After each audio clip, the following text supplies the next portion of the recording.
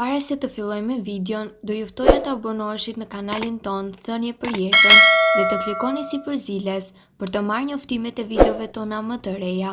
Faleminderit.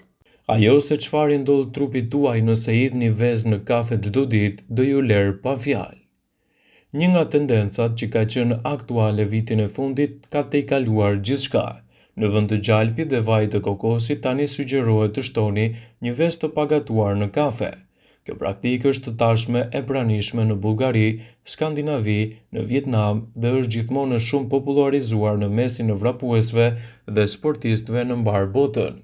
Shumica e njerëzve tashmë pinë kafe para stërvitjes në mënyrë që të kenë më shumë energji. Por a jemi vërtet kaq të zënë kur nuk mund të hamën në mëngjes normalisht, por duhet të shtojmë ushqime në kafe? A është e sigurt të vendosni një vezë të pagatuar në kafe?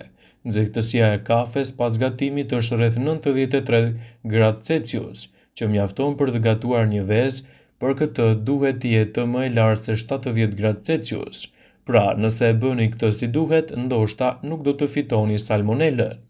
Pra nëse dëshironi të provoni këtë specialist të pazakontë, dijeni se nuk ka asgjë të keqe. Vezët janë plot me proteinë dhe kafeja në sasi të moderuar nuk do ju dëmtojë. Megjithatë, proteina duhet të konsumohet pas stërvitjes në mënyrë që trupi të rikuperohet më shpejt. Kafeja nuk rekomandohet pas stërvitjes sepse trupi duhet të pushojë dhe të rikuperohet, jo të stimulohet përsëri. Nutricionistët sugjerojnë që të konsumoni kafe para stërvitjes dhe rreth 30 minuta pas stërvitjes në mëngjes. Rekomandohet që të hani një mëngjes të shëndetshëm që përmban proteina si vezë dhe disa lloje të karbohidrateve komplekse. Ndërkaq, ka shumë mënyra se si mund të përfshini vezën në vaktin tuaj.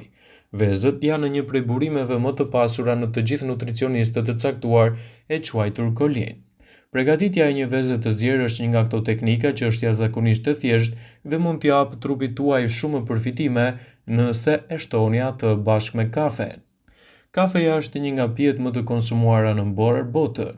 Është prej pijeve më të veçanta e cila nuk ka shkaktuar shumë probleme nëse konsumohet brenda sasisë së lejuar. Përveç kësaj, të paktën një filxhan kafe në ditë ju lejon të përfitoni një morish të vetive shëndetësore. Megjithatë, siguroni të mos e teproni. Vetëm në këtë mënyrë kafeja do të ofrojë përfitimet më të rëndësishme ushqyese që ajo përmban dhe të gjitha mineralet dhe vitaminat që ajo i ka në dispozicion, të cilët do të sjellin shumë përfitime në trupin tuaj. Studiuesit po gjejnë gjithmonë më shumë veti të dobishme në kafe, që është një lajm i madh për të gjithë ata njerëz që duan të kenë infuzion, jo vetëm që do të jenë në gjendje të shijojnë aromën dhe shijen e saj të jashtëzakonshme, por kur ta bëni këtë do të dini se po bëni gjëra të mëdha për trupin tuaj. Por cilat janë vlerat ushqyese të kafes? Kafeja përbëhet nga një sër elementësh ose lëndësh ushqyese në të cilat duhet i dini. Kur analizohet kimikisht, ato që ka në një filxhan kafeja është vërtet mbreslëndse. Ju mund të shikoni se ajo është e pasur me disa minerale ose element gjurmë, si të gjitha vitaminat dhe acidet yndyrore. Të gjitha këto substanca janë ato që kontribojnë në mirëqenien tuaj. Një filxhan kafeje pa shtuar asgjë tjetër mund të hasë një përbërje me karbohidrate, lipide ose yndyrna, vitamina, minerale, komponenta azotit, alkaloide, proteinë dhe acide dhe komponime të tjera aromatike. Kjo nuk do të thotë shumë për shumicën e personave që konsumojnë atë vazhdimisht.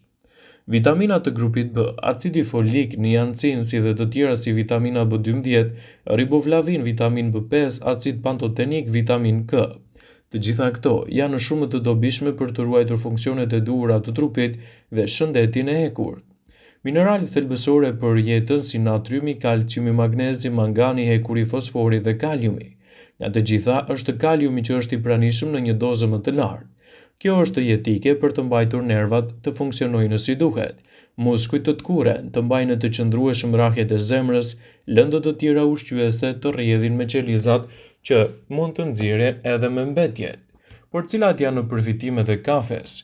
Përbërja kimike është e mirë, por të gjitha ato lëndë ushqyese përkthehen në një sër ndryshimesh ose përfitimesh për shëndetin tuaj që do t'i vini re pas konsumit të shpeshtë të saj.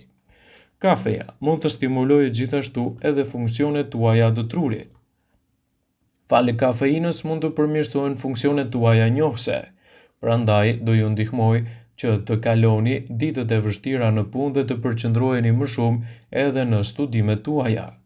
Kjo fale funksioneve të trurit, të gjitha këto kontribuojnë në një kujtesë të rritjes së energjisë, madje edhe të përmirësimit më të madh të disponimit.